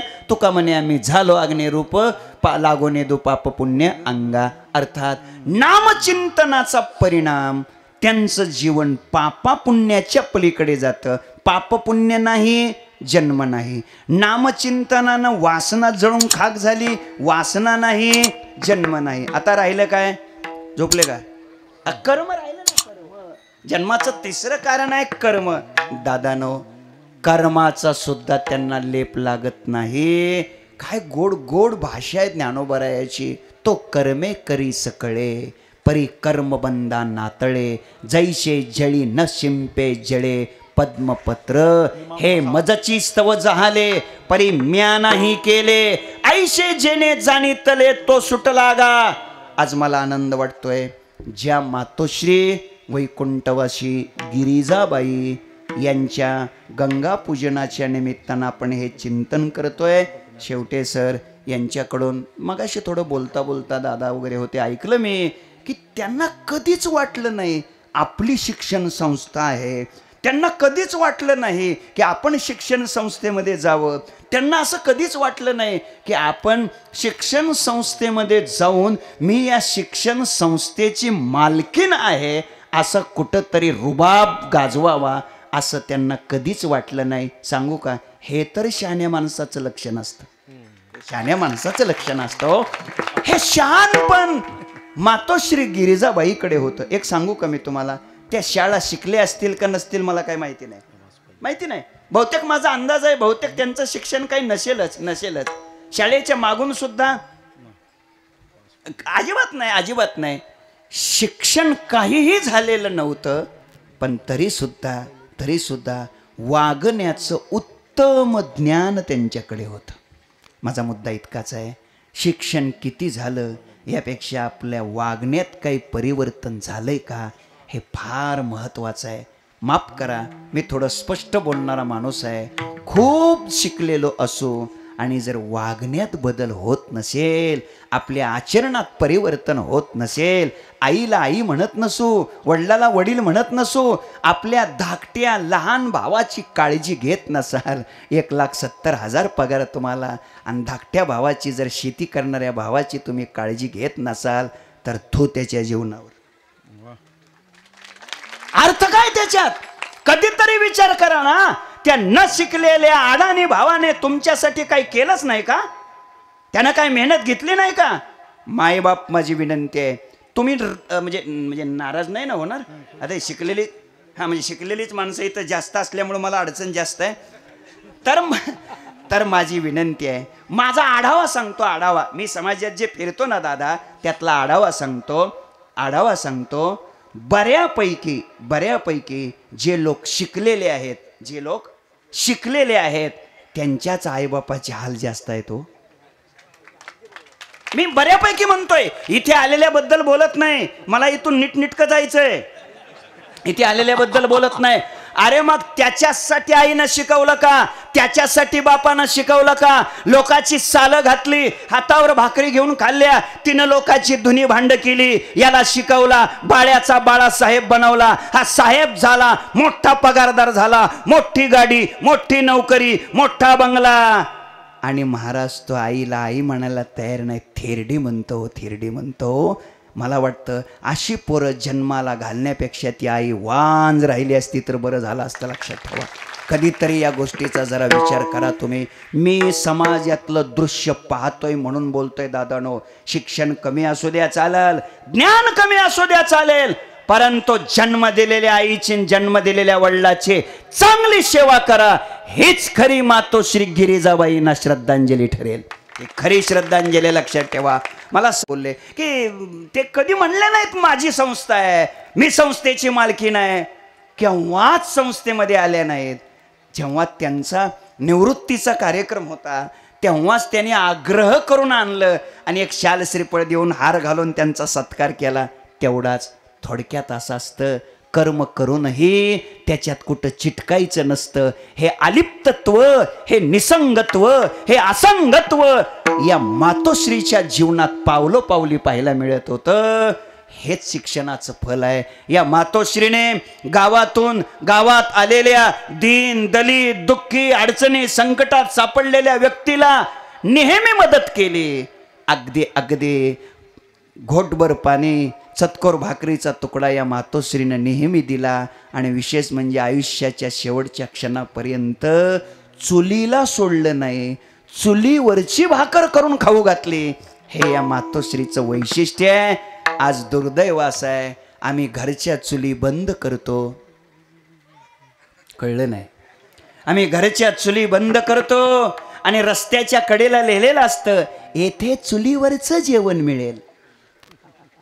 ही अवस्था आहे. लक्षात ठेवा. अशी मातीशी चिटकून राहिलेली ही माता, संस्कारानं युक्त असलेली ही माता, आचरणानं पवित्र असलेली ही माता, सर्वावर दया करणारी ही माता, सर्वावर प्रेम करणारी ही माता, एका अर्थाने सांगेल या बळीराजा शिक्षण संस्थेचा आधार असलेली ही माता, बळीराजा शिक्षण संस्थेचा एक सावली असलेली ही माता गेलेली आहे. आणि मला असं वाटतं आपण त्यांच्या जीवनातले जे काही संस्कार आहेत ते संस्कार आपण आपल्या जीवनामध्ये पाळणं हेच खरी या निमित्ताने त्यांना श्रद्धांजली ठरेल. आणि म्हणून जन्माचं तिसरं कारण कर्म. 1-2 मिनिटातच थांबणार आहे आता. कर्म. आणि त्या कर्मावर सुद्धा विजय मिळवला होता. कसा? या कर्म करूनही मी केलेलं नाही अशी म्हणायची सवय लावा. कर्म जरूर करा, पण त्याच्याशी चिटकू नका, त्याच्यात अडकू नका. या मातोश्रीनं संसार केला, जरूर केला, नक्की केला. साधू कर्म करतात आणि आपणही कर्म करतो. आपलं कर्म करणं आणि साधूचं कर्म करणं याच्यातलं अंतर सांगतो आणि आजची सेवा समाप्त करतो. साधूचं कर्म करणं कसं, साधूचा संसार करणं कसं आणि आपलं संसार करणं कसं, या दोन्हीतला फरक सांगतो आणि थांबतो. फरक आहे का? तुम्हाला शेळी माहीत आहे का? काय कमाल आहे तुमची. शेळी शेळी होय म्हणा की. माहीत आहे माहीत आहे. शेळी कधी पाणी पिताना पाहिली का तुम्ही? कधी पाणी पाजलंच नाही का शेळीला? पाणी पिताना पाहिली. गुडघे इतक्या पाण्यात शिरून पाणी पिते का मांडे इतक्या पाण्यात शिरून पाणी पिते शेळी? लांब उभा राहून आहे ना, पाण्यापासून 50 फूट उभा राहते लांब. मग अशी काठावर चिखलात सुद्धा जात नाही भरतजी. नक्की भरू देत नाही रामभाऊ, नक्की सुद्धा भरू देत नाही. पुढचं 2 गुडघं अलगद खाली टेकवते, तोंड पाण्यात बुडवते. ते गुडघं खाली टेकवणं त्याला आमच्याकडच्या भाषेत मेट मोडणं म्हणतात. इकडे काय वेगळा शब्द असेल. तोंड अलगद पाण्यात बुडवते. हवं तेवढं पाहिजे तेवढं पाणी घट घट पिते. पाणी व्यवस्थित ठेवते. हळूच दोन्ही गुडघं वर सरळ करते. दोन्ही पावलं तसेच 2 पावलं मागं सरकते, निघून जाते. नंतर येणाऱ्याला पाणी पिण्याकरता पाणी व्यवस्थित नीटनीटकं शिल्लक ठेवते. समजलं कीर्तन? काय काय काय कळलं याच्यातून? हे कोणाचं सांगितलं मी? हे का शेळीचं म्हणतात. अरे अरे अरे अरे, त्याच्यासाठी मी एवढी धावपळ केली वय शेळीचं सांगायचं. हे शेळीचं नाही, हे साधू संतांचं आहे. साधू संतांचं संसार करणं म्हणजे शेळीनं पाणी पेल्यासारखं आहे बघा. चला आता तुम्हाला म्हैस माहिती आहे का? म्हैस माहिती आहे ना? म्हैस कधी तुम्ही पाणी पिताना पाहिली का? बोला ना. म्हैस पाहिली का नाही पाणी पिताना? पाहिली. कशी पाणी पिते? अशी भसा भसा भसा भसा पाण्यात शिरते, पडून पाणी पिते, मागून पाणी. पाण्याचा खराबा, अंगाचा सत्यानाश, पाठीमागून येऊन पाणी पिणाऱ्याची बोंबा बोंब. हे मी कोणाचं सांगितलं? आपलं म्हशीचं. हे हे हे आपलं सांगितलं, आपलं. बस आजच्या कीर्तनातून काहीच ध्यानात राहिलं नसलं 2 तासातलं, तर किमान एवढं तरी ध्यानात ठेवा. आजपासून म्हशीसारखं सोडून द्या आणि शेळीसारखं चालू करा. शेळीसारखं संसार करणं हे पाणी पिणं म्हणजे साधूचं संतांचं संसार करणं आहे, असं कर्म करणं आहे. म्हणून त्यांना कर्माची बाधा लागत नाही. सत्यवादी करी संसार सकळ, आलिप्त कमळ जळी जैसे ज्ञानेश्वर माऊली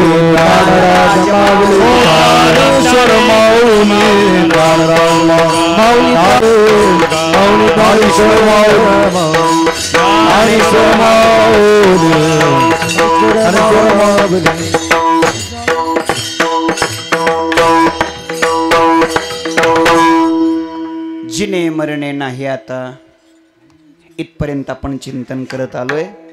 असं हे संतांचं जीवन आहे. ते देहभाव विवर्जित झालेलं जीवन असतं.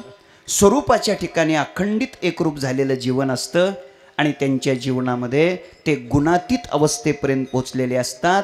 ते बोधानं युक्त असतात आणि ते संतच असतात. असा हा अभंगाचा भाव मी आपल्यापुढे मांडण्याचा प्रयत्न केलेला आहे. वैकुंठवासी मातोश्री सौभाग्यवती गिरिजाबाई लक्ष्मणराव दुधाटे गोळेगावकर यांच्या या गंगा पूजनाच्या निमित्ताने आपण इथे सगळे आलो. लक्ष्मणराव माधवराव दुधाटे गोळेगावकर, तसेच त्यांचे सगळे गणपतराव रामराव दुधाटे गोळेगावकर, त्याच पद्धतीने आपले रमेशराव विठ्ठलराव दुधाटे गोळेगावकर, तुषार भैया काशीनाथराव दुधाटे गोळेगावकर आणि चिरंजीव योगेशजी काशीनाथराव दुधाटे गोळेगावकर, असा हा सगळा परिवार. या परिवाराच्या प्रेमामुळं आज मला इथे येण्याचा योग प्राप्त झाला. आपल्या सर्वांचं दर्शन आज या निमित्ताने झालं. आमचे एकनाथ गुरुजी, रामभाऊ, आदरणीय कैलास महाराज, पंडित भीमसेनजी, आमचे पंढरीनाथजी महाराज कदमजी, त्यांचंही इथं दर्शन झालं.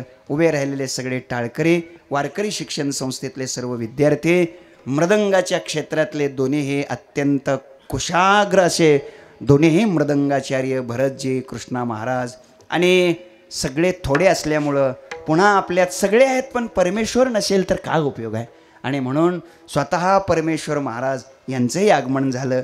आपल्या सगळ्याचं अभिनंदन करतो. पूजनीय, श्रद्धेय, आदरणीय, संपूर्ण महाराष्ट्रामध्ये ज्यांच्या कीर्तनाकरिता लोक वाट पाहत बसलेले असतात असे आदरणीय मधुकर बाबा, तेही या ठिकाणी पुढे येऊन बसलेले आहेत. त्यांच्याही पवित्र चरणाला वंदन करतो. आपल्या सर्वांचं अभिनंदन करतो. आणि एक वाक्य सांगून माझी शेवटची समाप्त करतो की जाणं निश्चित आहे बघा, मरण निश्चित आहे बघा, नक्की मरायचं बघा, 100% मरायचं बघा, मोकळ्या मनानं मरायचं. तुम्ही असं राग माझ्याकडे बघू नका, आनंदानं बघा, आनंदानं बघा, मोकळ्या मनानं मरायचं, 100% मरायचं. फक्त एक लक्षात ठेवा, एक तर ज्ञानेश्वरी वाचत वाचत तरी मरावं, नाही तर देशाच्या सीमेवर देशाचं रक्षण करत करत तरी मरावं, देश रक्षण करत करत तरी मरावं, नाही तर ज्ञानेश्वरी वाचत वाचत तरी मरावं. आणि मला वाटतं असं जर मरण येत नसेल ना तर मरणाच्या भानगडीत पडूच नाही बघा. त्याच्या नादालाच लागायचं नाही. मग कशाच्या नादालाच लागायचं नाही. एक तर ज्ञानेश्वरी वाचत वाचत तरी मरायचं पंढरी बाबा, नाहीतर देशाचं रक्षण करत करत तरी मरायचं. चला शेवटचं वाक्य सांगतो, नक्की मरायचं बघा, 100% मरायचं, मोकळ्या मनानं मरायचं, आनंदानं मरायचं. फक्त ऐका, असं मरा, असं मरा, आपण मेल्यानंतर श्रद्धांजली वाहणाऱ्या माणसांना खोटं बोलायची पाळी येणार नाही. बास एवढी काळजी घेऊन मरा, एवढीच भावना आपल्या सर्वांच्या चरणी व्यक्त करतो. आणि संत मोतीराम महाराजांचा हा दरबार आहे. संत मोतीराम महाराजांची आपल्या सर्वावर कृपा आहे. आणि मोतीराम महाराजांचं कार्य अत्यंत दैदिप्यमान, पुढे चालून करण्याचं उत्तुंग काम सर्व मोतीराम महाराजांचा भक्त परिवार मोठ्या उत्साहात, मोठ्या आनंदामध्ये ते काम करत आहे. अगदी 1 वर्षाच्या आत श्री क्षेत्र पंढरी या ठिकाणी दर्जेदार अशा पद्धतीचा मठ, अशा पद्धतीची धर्मशाळा उभारली गेली. जवळपास 6-7 कोटी रुपयाचं काम, देखणं काम झालं, दैदिप्यमान काम झालं. त्याबद्दल ज्यांनी ज्यांनी त्या कामाला मदत केली असेल त्या सगळ्यांना मी कोटी कोटी धन्यवाद देतो. दादानो, तुम्ही तुमचं घर कितीही चांगलं बांधलं तरी त्या घरातून तुमची इच्छा नसताना सुद्धा तुम्हाला बांधून बाहेर काढतात. बरोबर आहे ना? कशामुळे बांधित असतील कोणास ठाऊक, बांधून बाहेर काढतात. माझी विनंती आहे, पंढरपूर या ठिकाणी चाललेलं जे मठाचं काम आहे, धर्मशाळेचं काम आहे दैदिप्यमान, त्या कामाला मदत करा.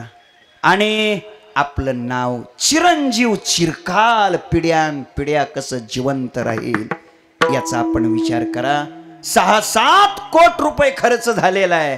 आणि आता फक्त किती लागणार आहेत?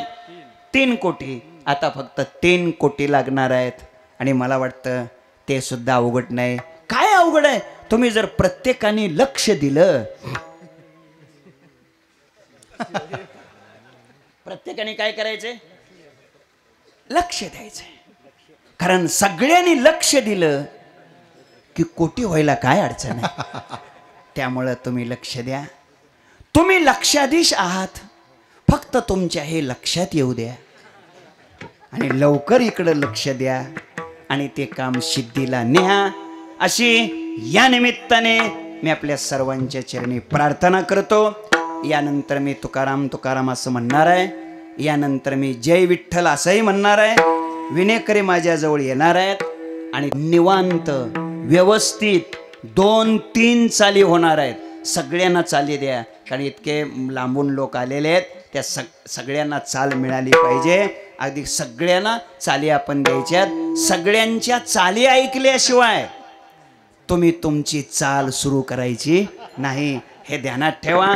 तोपर्यंत ज्यांना ज्यांना द्यायचंय, म्हणजे धर्मशाळेकरता बांधकामाकरता, त्यांनी काढून ठेवा, तयार ठेवा. आकडे घोषित करा. फक्त घोषणा केली तर चालतंय ना, नंतर दिलं तरी चालतंय की. आता घोषणा जरी केली तरी चालतंय, आता घोषणा केली तरी चालतंय, 5 वर्षात दिलं तरी चालतंय, काही अडचण नाही. घोषणा करा. ज्यांना द्यायचंय त्यांनी सांगा, आम्हाला इतकं द्यायचंय, आम्ही एवढं देऊ शकतो या कामाकरता, आणि आपण जरूर या कामाकरता मदत करा, अशी मी आपल्या चरणी प्रार्थना करतो. झालेली सेवा सद्गुरू जोग महाराजांच्या चरणी. कोण आहेत? कामाकरिता, पंढरपूर इथल्या बांधकामाकरिता या दुधाटे गोळेगावकर परिवारातील आदरणीय तुषार भैया काशीनाथराव दुधाटे गोळेगावकर यांनी 11 लाख रुपये देण्याचं जाहीर केलेलं आहे. आपण त्यांचं मनापासून अभिनंदन करूया. आता त्यांनी 11 लाखांनी सुरुवात केली. आपण एका लाखांनी तरी चालू ठेवा. आता बाकीचे नेहमी सगळे मदत करा आणि हे काम लवकर यशस्वी व्हावं, अशी प्रभूचरणी प्रार्थना करतो. पुन्हा एकदा माझी तुम्हाला विनंती आहे, संत मोतीराम महाराज आणि संत मारोतराव महाराज यांचे आपण भक्त आहात, सेवक आहात, आणि म्हणून सगळ्या चाली झाल्याशिवाय आणि आरती झाल्याशिवाय आपण कोणीही जागा सोडायची नाही, कोणीही जागेवरून उठायचं नाही. हे सर्वांना विनंती आहे. मी हे बळजबरीनं बसवलेलं कीर्तन आहे, हे लक्षात ठेवा. संध्याकाळी 7 ते 9चं कीर्तन करायला बारामतीला पोहोचायचंय. 1 वाजता इथून निघायलाच पाहिजे होतं. आता 1:30 वाजलेले आहेत. पण मी इमानदारी करणारा प्राणी आहे, त्यामुळं मी इमानदारी केली. आता तुम्ही सुद्धा बरं का इमानदारी करा, म्हणजे बरं होईल, अशी तुम्हालाही विनंती करतो. 2.5 तास झाला ना राव, असं काय असतंय. तेव्हा मी इमानदारी केलेली आहे, आपणही इमानदारी करा आणि मला लवकर जाऊ द्या, एवढीच प्रार्थना करतो आणि थांबतो. तुकाराम तुकाराम तुकाराम तुकाराम तुकाराम तुकाराम तुकाराम.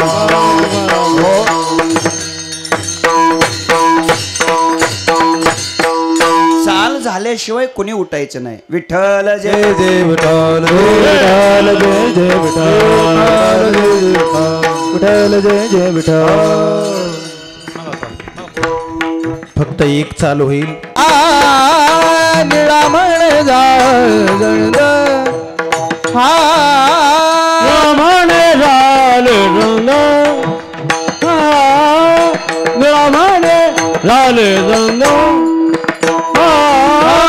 निळामण झाले संत, निळामण झाले संत. निज बोधे गुणा दुका निज बोधे गुणा निज बोधे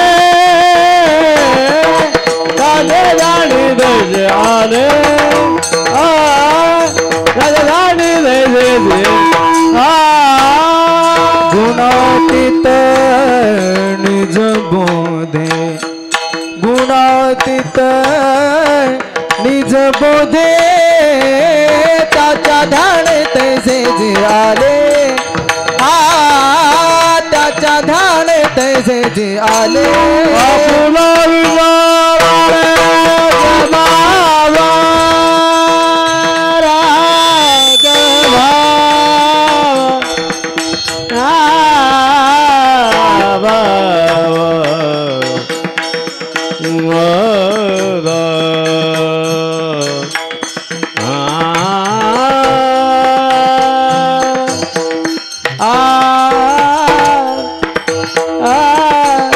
आ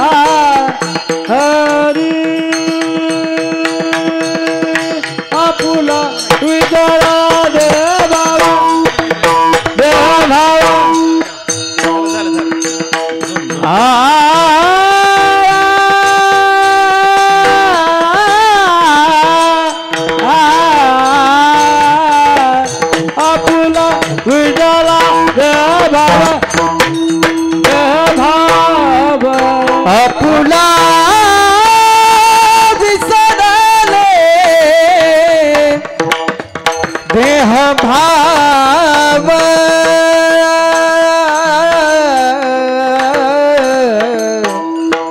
अकुला विजरले अकुला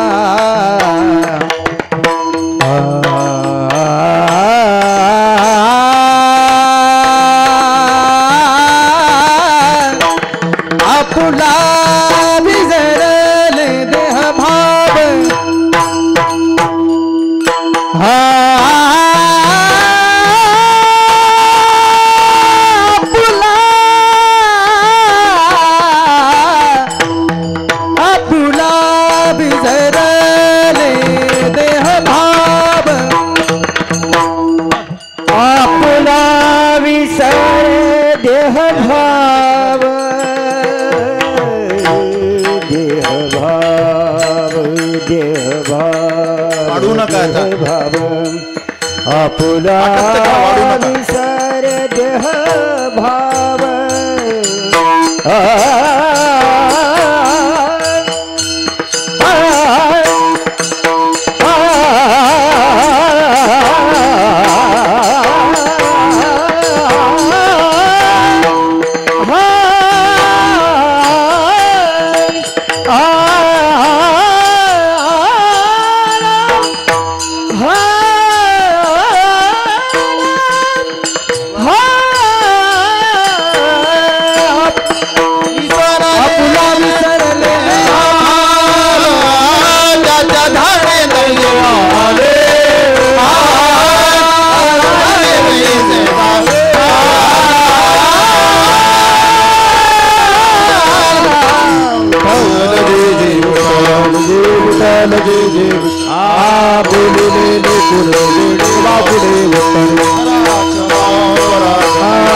विचारला आदिता